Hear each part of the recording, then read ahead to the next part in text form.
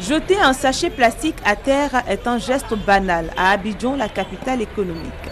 Un geste dont les Ivoiriens n'arrivent pas à se défaire et qu'ils justifient. Mais il n'y a pas assez de poubelles aussi. Vous voyez Adjamé là, Adjamé est toujours rempli. La présence des sachets plastiques à Abidjan dans les rues est-elle due essentiellement à l'absence d'eau poubelle? Certainement pas. Jugez-en vous-même. Nous sommes à la Cité des Arts, dans la commune de Cocody.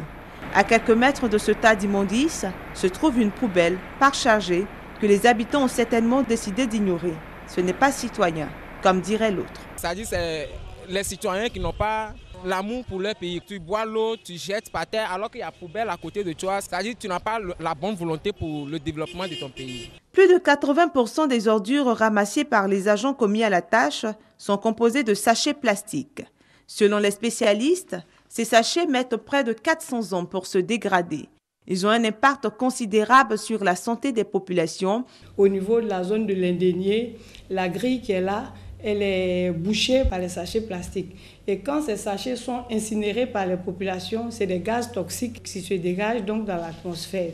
Et donc, il y a une pollution visuelle qui dégrade même l'esthétique urbaine. Indignés par ces nombreux désagréments, les populations exhortent l'État à prendre ses responsabilités. Il faut supprimer certaines entreprises de fabrication de sachets.